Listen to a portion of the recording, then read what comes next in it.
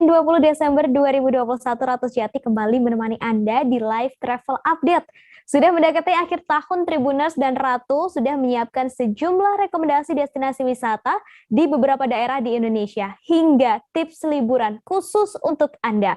Disampaikan secara langsung bersama reporter kami yang tersebar di berbagai daerah, inilah Live Travel Update selengkapnya. Informasi pertama, Tribuners, ada air terjun Bisapu yang berada di Desa Bontosaluang, Kecamatan Bisapu, Kabupaten Bantaeng. Kini disulap menjadi semakin indah, Tribuners. Air terjun ini baru saja selesai direnovasi dan mengalami perubahan besar. Tak main-main, Tribuners, renovasi air terjun Bisapu menghabiskan dana mencapai 2 miliar rupiah. Seperti apa ya penampakan air terjun Bisapu pasca renovasi?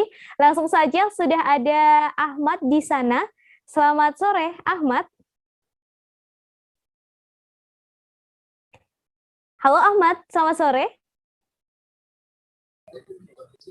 Ya, selamat sore. Baik, Ahmad, ini saya ingin tahu sebenarnya seperti apa sih kondisi dari air terjun Bisapu ini sebelum direnovasi dan sekarang setelah direnovasi. Silakan Ahmad. Ya, baik Ratu.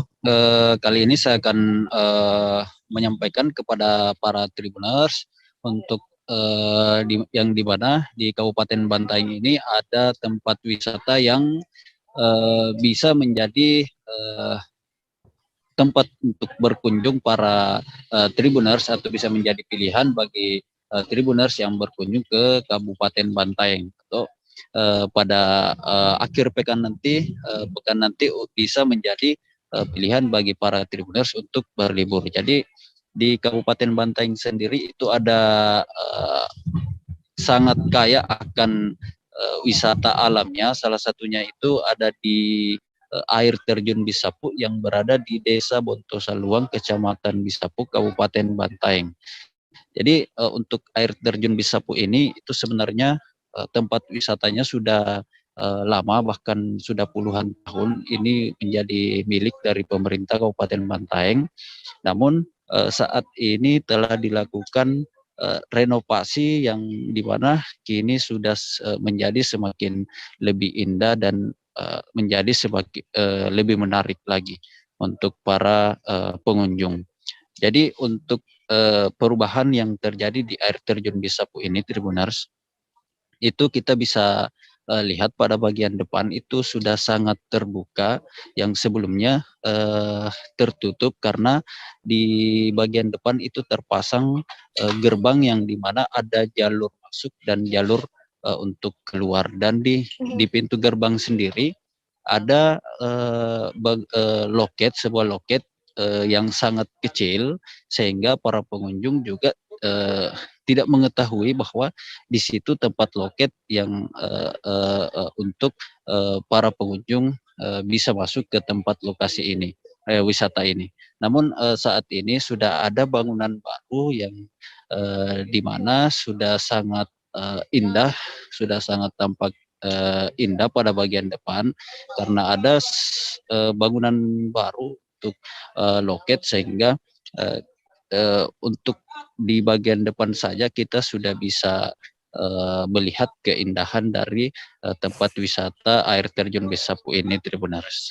Jadi kemudian untuk di bagian dalam sendiri itu sangat banyak perubahan karena kita ketika sampai di air terjun ini kita bisa melihat menara pandang yang dimana dibuat khusus untuk para pengunjung untuk lebih menikmati pemandangan air terjun Bisapu. Yang kemudian ada juga tempat untuk bersantai yang tepat berada di bawah menara pandang ini, yang dimana kita bisa bersantai di situ sambil menikmati pemandangan air terjun Bisapu. Iya, Ratu. Baik, kemudian untuk renovasi ini memakan biaya yang cukup besar ya, Ahmad. Ada 2 miliar rupiah Iya, begitu untuk renovasi air terjun Bisapu. Kemudian tadi sudah ada sejumlah fasilitas yang juga sudah disampaikan oleh Ahmad. Nah, saya ingin tahu untuk akses menuju ke Bisapu Waterfall atau air terjun Bisapu ini seperti apa? Apakah memang untuk renovasinya ini hanya di dalam wahana atau di dalam destinasi wisata air terjunnya saja atau termasuk akses menuju ke air terjunnya, Ahmad? iya. Untuk akses menuju air terjunnya itu sebenarnya belum dilakukan, belum ada perubahan.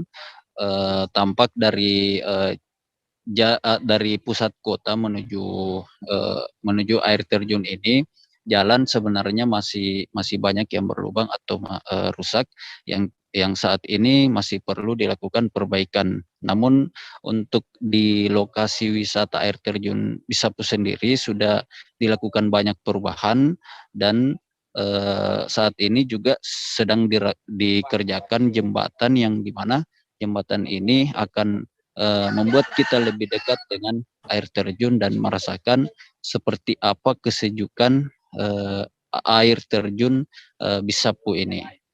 Ya, Ratu. Lalu Ahmad, saya penasaran ini tadi disampaikan renovasi begitu ya. Lalu tadi juga barusan disebutkan ada jembatan yang masih dibangun. Apakah ada hal lain yang masih dalam proses renovasi atau memang hanya tinggal jembatan itu saja yang masih dalam proses pembangunan, Ahmad? Ya, untuk saat ini dari beberapa perubahan yang dilakukan, saat ini hanya tinggal jembatan saja yang sementara dikerjakan, dan nantinya setelah jembatan tersebut selesai dikerjakan akan kembali diresmikan oleh Dinas Pariwisata Kabupaten Bantaeng.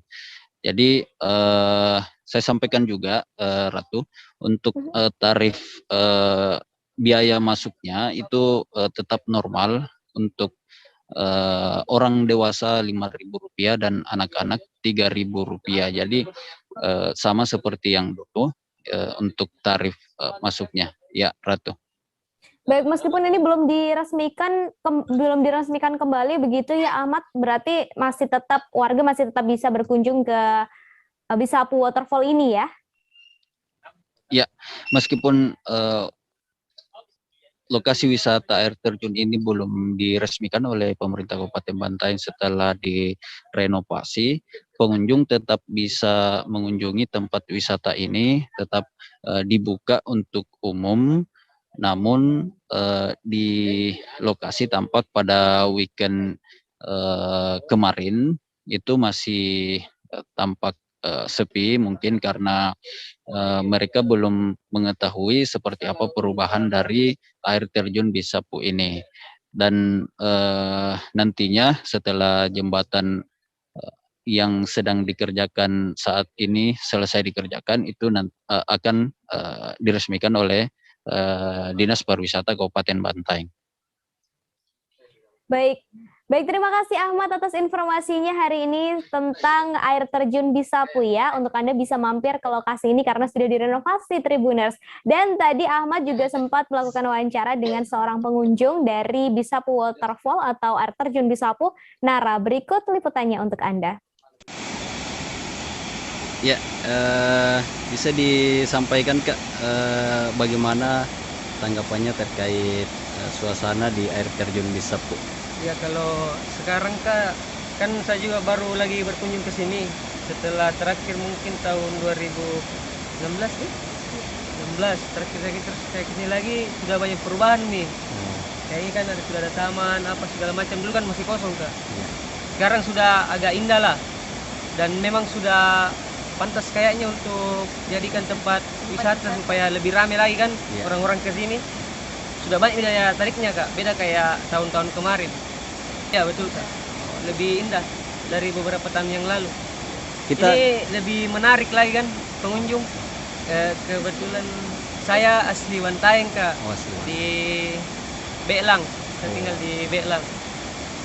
Jadi datang ke sini sama siapa saja? Kebetulan sama istri. Datang bertemu sama istri. Selanjutnya, Tribuners berakhir pekan bersama keluarga dan anak-anak memang selalu menyenangkan ya. Nah, ada sebuah lokasi yang bisa Anda kunjungi jika Anda hendak bepergian membawa anak-anak Tribuners. Taman Satwa Kemuning yang lokasinya berada di Karanganyar, tepatnya di kaki Gunung Lawu. Kabarnya ada beragam satwa di sana dan selengkapnya sudah ada Nia dari Tribun Travel yang sudah terhubung juga bersama kami. Selamat sore, Nia. Sore rekan Ratu. Baik, Nia boleh dijelaskan lokasi tepatnya dari Taman Satwa Kemuning ini? Nah, Taman Satwa Kemuning ini berlokasi di kawasan Spranten di Desa Kemuning, Kecamatan Ngargoyoso, Karanganyar, Jawa Tengah. Jadi dia ini tuh lokasinya ya di dekat-dekat sama Tawangmangu juga gitu. Dan tempatnya memang agak masuk ya. Jadi patokannya itu Majora Cafe, jadi bisa parkir di seberangnya Majora Cafe, terus jalan ada anak tangga turun ke bawah, ngikutin anak tangga itu, nah ntar ketemu deh di situ kebun binatang mininya. Kemudian Nia boleh diceritakan seperti apa keseruan jika kita berwisata ke kebun binatang tersebut? Baik rekan Ratu. Nah, Taman Satwa Kemuning ini mengajak traveler untuk bisa berinteraksi langsung ya dengan sejumlah satwa. Jadi ada burung hantu, terus ada aneka unggas lainnya, ada rusa juga. Terus yang menarik juga di sini tuh banyak banget reptil. Dan kita bisa berinteraksi langsung sama reptil, kayak bisa foto bareng, megang gitu. Memang kesannya mengerikan, tapi di situ udah ada pawangnya, dan semua itu aman. Jadi mulai dari ada ular piton, terus ada ular boa, ada iguana, terus ada macam-macam lagi, kura-kura juga ada. Pokoknya macam-macam banget, dan di sana itu suasananya juga asri, karena dia dikelilingi pepohonan serta ada sungai. Jadi kalau lagi ngeliatin hewan di sana itu, jadi ada background suara kayak gemericik airnya, pokoknya asri banget, seru banget. Dan hawanya juga dingin ya, karena dia lokasinya di kaki Gunung Lawu. Begitu rekan Ratu. Baik, ini kalau saya lihat cukup menarik karena ada beberapa ular di sana, kemudian tadi juga ada beberapa hewan lainnya begitu ya. Lalu jika ingin berkunjung ke lokasi ini nih ya, untuk jam operasionalnya dari jam berapa sampai jam berapa dan harga tiketnya boleh disebutkan juga? Baik rekan Ratu, jadi Tribuners yang mau wisata ke Taman Satwa Kemuning ini bisa datang setiap hari ya, karena bukanya hari Senin sampai Minggu, sejak pukul 9 pagi hingga sekitar pukul 5 sore. Jadi bisa datang pagi, siang, tapi jangan terlalu sore juga, biar nggak kehabisan ya waktunya. Jadi kayak paling lambat jam 3-an lah udah nyampe sana, jadi seenggaknya bisa spend waktu 2 jam buat main-main sama satwa di sana. Kemudian untuk harga tiket masuknya, ini terjangkau banget, hanya 10 ribuan per orang. Kemudian lagi ada promo nih, dia 15.000 itu harga tiket masuk beserta pakan untuk hewan. Jadi bisa ngasih makan hewan juga dari makanan yang udah tersedia dari sana. Begitu rekan Ratu. Oke, Nia terakhir saya ingin Nia memberikan tips begitu ya untuk Tribuners yang ingin berwisata ke Taman Satwa Kemuning. Ada nggak sih tips-tips khusus gitu dari Nia? Silakan. Baik, jadi karena kalau misalnya mau ke sana sekarang-sekarang ini atau bulan depan ketika masih musim penghujan, jangan lupa untuk sedia payung atau jas hujan, karena tentunya wisata bakal lebih asik kalau kita memang udah sedia payung sendiri ya. Kemudian untuk yang ingin berfoto bersama satwa, pastikan sudah ada pawangnya atau penjaganya di sana, jadi jangan langsung mendekat sendiri ya, karena pastinya bakal lebih aman kalau udah ada pawangnya di situ. Sebenarnya mereka juga selalu jaga-jaga di sana sih, tapi yang pastinya traveler, terutama kalau mau foto sama reptil, sama ular gitu ya, pokoknya pastikan dulu udah ada pawangnya di sana yang jagain kita, jadi foto-foto pun bakalan lebih aman. Begitu rekan Ratu. Baik, terima kasih Nia atas informasinya hari ini. Taman Satwa Kemuning Tribuners untuk Anda yang berada di Solo, Karanganyar, dan sekitarnya bisa mampir ke lokasi ini. Terima kasih, Nia. Selanjutnya Tribuners untuk Anda yang berada di Bali dan pecinta makanan bernama rujak. ada sebuah warung yang pantang banget buat dilewatin. Nama lokasinya adalah Warung Rujak Wareg Denpasar. Lokasinya tentu berada di Denpasar ya, Tribuners. Tepatnya berada di Jalan Tengku Umar, Gang Kertapura 4, nomor 45 Denpasar Barat. Ada beragam rujak yang dijual di sana dan bisa dibilang Tribuners, warung ini menjadi surga buat pecinta rujak. Apalagi harganya yang sangat terjangkau, ini jadi makin surga. Selengkapnya sudah ada Arini di lokasi. Selamat sore, Arini. Halo. Halo, selamat sore rekan Ratu. Baik, Arini boleh diceritakan sebenarnya apa sih yang membedakan warung rujak wareg ini dengan warung rujak lainnya? Silahkan. Oke, yang membedakan warung rujak wareg dengan rujak lainnya, kan kita seperti yang kita tahu bahwasanya Bali itu terkenal akan kuliner rujaknya. Nah, yang membedakan yaitu di sini tersedia rujak batu-batu, yang itu komposisinya itu terdiri dari keong, dan keongnya itu langsung diambil dari Tanjung Benua. Untuk diketahui bahwasanya Tanjung Benua itu adalah salah satu pelabuhan dan juga spot ikan-ikan gitu ya di Bali, sehingga ini tuh batu-batunya, keongnya itu diambil langsung dari Tanjung Benua, kemudian dikirim ke Denpasar, dan hanya satu-satunya yang ada di Denpasar. Begitu, Ratu. Lalu tadi disebutkan di warung ini tuh ada banyak banget menu rujak begitu ya, ada banyak sekali macamnya. Nah, saya ingin tahu untuk menu bestsellernya di sini apa, Arini? Oke, menu bestsellernya pastinya selain rujak batu-batu, di sini juga ada rujak seperti rujak cumi, kemudian rujak gurita, itu pun menggunakan bumbu khas Bali ya, Ratu, yaitu bumbu seku cena. Dan kemudian pastinya di setiap warung rujak itu pasti ada kipas cantok. Kalau di Jawa itu kayak tahu lontong gitu, cuma dia dikasih kayak sayuran. Kemudian juga tersedia juga rujak kuah pindang, itu yang jadi bestseller di Bali. Dan juga pastinya minumannya ada es daluman dan juga es gula. Seperti itu, Ratu. Baik, tadi sudah sedikit dijelaskan tentang rujak batu-batu. Kemudian tadi juga disebutkan rujak cumi, rujak gurita, dan suna cekeh ya.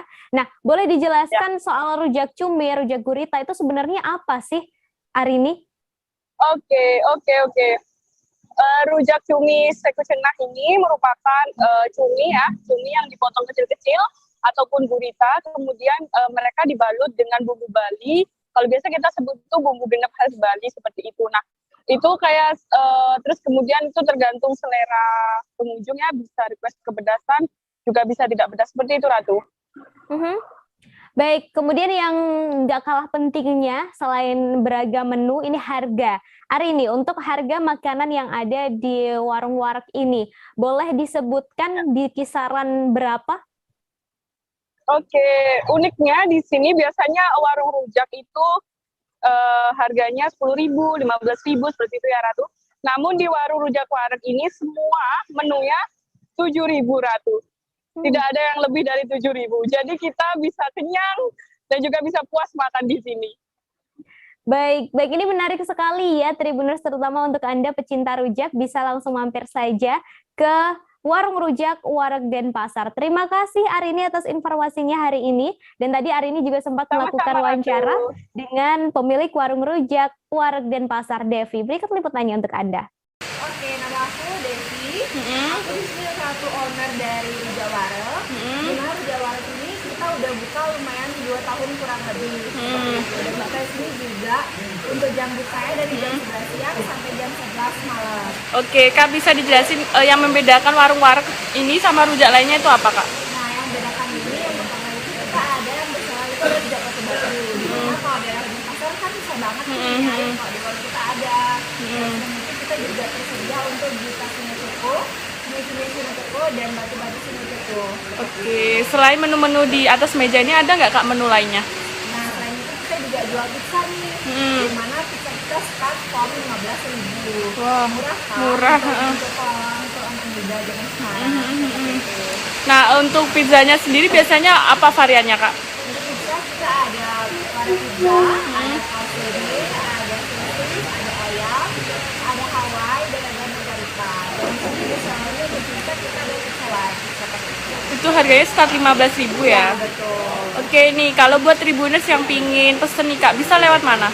Nah, untuk pesan kita udah kayak online bisa ada di GrabFood, ada di Gojek, dan untuk sisanya kita tersedia di Shopee Food. Oke, ini bukanya dari jam berapa, Kak? Buka kita dari jam 9 siang sampai jam 11 malam. Oke, terima kasih, Kak.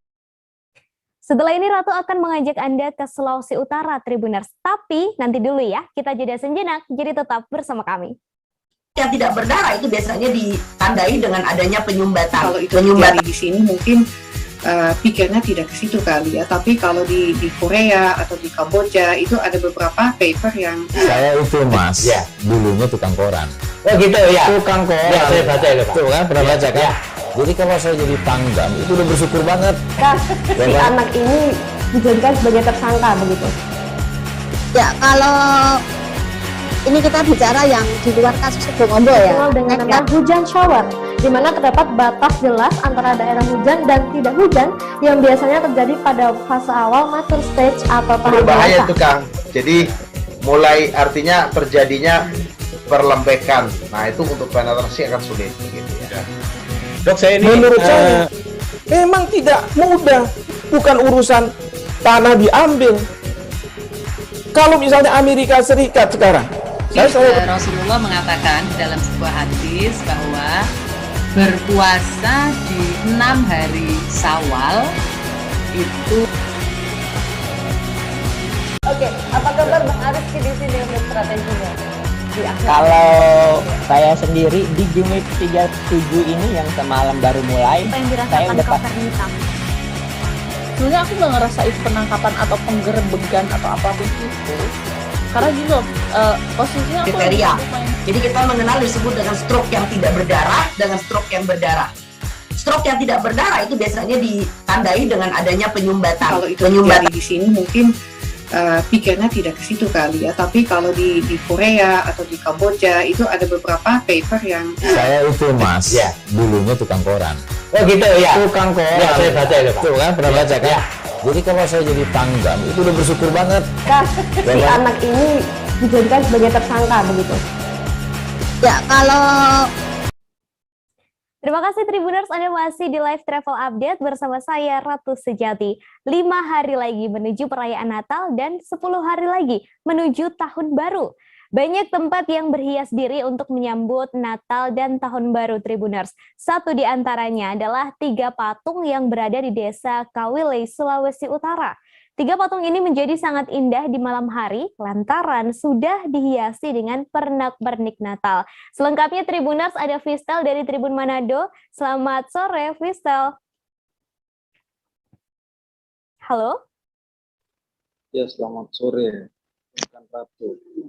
Baik, Fistel boleh dijelaskan seperti apa hasil pantauannya dari 3 patung ini saat malam hari? Ya, terima kasih. Dari hasil pantauan kami di malam hari memang sangat indah 3 patung ini karena sudah dihiasi dengan pernak-pernik Natal. Apalagi di Sulawesi Utara memang ke dalam perayaan Natal sangat terasa dengan adanya pernak-pernik Natal. Dan patung ini sudah dipasang, dihiasi pohon Natal beserta bintangnya di atas, dan di bawah patung ada juga pernak-pernik Natal, lampu-lampu hias, dan dipasangi di bagian bawah lampu sorot. Jadi dari bawah dia sangat terang kelihatan, sehingga lokasi ini menjadi salah satu lokasi yang bersuah foto untuk masyarakat yang ingin bersantai, apalagi di malam hari. Lokasi 3 patung ini adalah salah satu tempat masyarakat untuk bersuah foto. Demikian rekan Ratu. Kemudian Fistel, saya penasaran sebenarnya 3 patung ini menggambarkan siapa? Boleh dijelaskan Fistel? Ya, dari hasil pantauan kami, ketiga patung ini menggambarkan pemerintah Paat yang itu dari sebelah kiri, dan dari ke sebelah kiri ke kanan. Dari yang pertama pemerintah Paat, kemudian Panglima Perang Supit, dan politik Lonto. Nah, seperti yang informasi yang kami dapatkan, ketiga Paat, Supit, dan Lonto ini adalah beberapa pejuang di Sulawesi Utara juga untuk membantu kemerdekaan saat itu pada sekitar tahun 45. Ketiganya ini adalah terlibat juga untuk meraih kemerdekaan di Sulawesi Utara. Jadi ketiga nama ini adalah Paat, Supit, dan Lonto. Begitu, Ratu. Lalu terakhir, Fistal, boleh dijelaskan bagaimana penataan di lokasi tersebut bisa digambarkan? Ya, di lokasi tersebut memang ditata dengan baik, seperti bunga ditata dengan baik, tidak terbongkar, jadi memang ditata dengan baik. Di situ juga ada beberapa gambar-gambar timbul bagaimana pemerintah Paat, Supit, dan Lonto ini waktu masa-masa mereka. Sebagaimana yang saya sampaikan tadi, itu ada gambar-gambar timbul di mana ketiga patung ini saat melakukan kemerdekaan, meraih kemerdekaan lalu, karena di situ ada gambar-gambar timbul yang memang ditata. Setiap nama juga di situ ada Wanua Kawile, karena kalau bahasa daerah ini Wanua ini artinya desa. Ketiga patung ini berada di desa Kawile, jadi ditata dengan baik. Semua patungnya juga dicat dengan baru dicat, jadi memang di malam hari sangat indah dengan lampu-lampu Natal yang ada. Jadi bisa menjadi kesempatan bagi Tribuner yang jika berada di Kota Manado, khususnya ke Kawile, Air Madidi, Kabupaten Nusa Utara, boleh mampir untuk bersuah foto di lokasi tersebut. Demikian, Ratu. Baik, terima kasih Fistal atas rekomendasi lokasi wisatanya hari ini. Selamat bertugas kembali. Selanjutnya, Tribuners, kasus COVID-19 varian Omikron pertama kali terdeteksi di Indonesia pada Kamis 16 Desember 2021 dan kini jumlahnya terus bertambah. Terkait hal itu, beberapa peraturan karantina mengalami beberapa perubahan, baik bagi WNI maupun WNA yang masuk ke Indonesia. Berikut adalah beberapa aturan karantina yang telah kami rangkum untuk Anda. Berdasarkan surat edaran Satgas Penanganan COVID-19, berikut beberapa aturan masa karantina bagi pelaku perjalanan luar negeri. Yang pertama adalah WNI dan WNA dalam hal pelaku perjalanan internasional melakukan karantina terpusat dengan pembiayaan mandiri. WNI dan WNA wajib menunjukkan bukti konfirmasi pembayaran atas pemesanan tempat akomodasi karantina dari penyedia akomodasi selama menetap di Indonesia. Kemudian pada saat kedatangan dilakukan tes ulang RT-PCR bagi pelaku perjalanan internasional dan diwajibkan menjalani karantina terpusat selama 10 kali 24 jam. Apabila WNI yang berasal dari negara atau wilayah Afrika Selatan, Botswana, Hong Kong, Angola, Zambia, Zimbabwe, Malawi, Mozambik, Namibia, Eswatini, dan Lesotho tetap dapat memasuki wilayah Indonesia dengan dilakukan tes ulang RT-PCR saat kedatangan dan diwajibkan menjalani karantina terpusat selama 14 kali 24 jam. Tempat karantina WNA di hotel-hotel khusus untuk karantina perjalanan internasional. Sementara tempat karantina WNI terpusat di beberapa tempat penampungan di Wisma Atlet Pademangan dan Kemayoran. Selain kriteria tersebut, terdapat 7 poin pengecualian karantina bagi pelaku perjalanan luar negeri dengan syarat menerapkan sistem bubble dan prokes ketat. Aturan ini berlaku efektif mulai 14 Desember 2021 sampai dengan waktu yang ditentukan kemudian. Dalam aturan itu dijelaskan, pelaku perjalanan internasional yang berstatus warga negara Indonesia atau WNI dari luar negeri diizinkan memasuki Indonesia dengan tetap mengikuti protokol kesehatan ketat. Mereka yang diperbolehkan masuk dengan protokol kesehatan ketat diantaranya adalah warga negara Indonesia yang memiliki kondisi kesehatan yang mengancam nyawa. Kemudian WNI yang memiliki kondisi kesehatan yang membutuhkan perhatian khusus atau kedukaan karena anggota keluarga inti meninggal dunia. Kemudian untuk WNA, ini adalah WNA dengan pemegang visa diplomatik dan visa dinas. Kemudian WNA atau pejabat asing setingkat menteri beserta rombongan dalam kunjungan resmi. WNA juga masuk melalui, selanjutnya adalah WNA yang masuk melalui skema perjanjian atau bilateral seperti Travel Corridor Arrangement atau TCA. WNA yang merupakan delegasi G20 juga diperbolehkan masuk ke Indonesia dengan syarat menerapkan protokol kesehatan ketat. Kemudian WNA yang merupakan orang terpandang atau orang terhormat maksud saya. Dan itu adalah yang terakhir, Tribuners.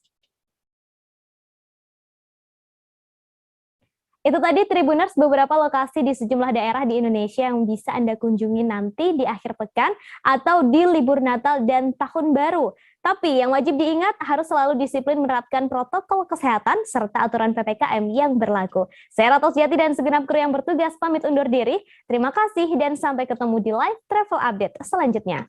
Dah. Jangan lupa like, subscribe, dan share ya.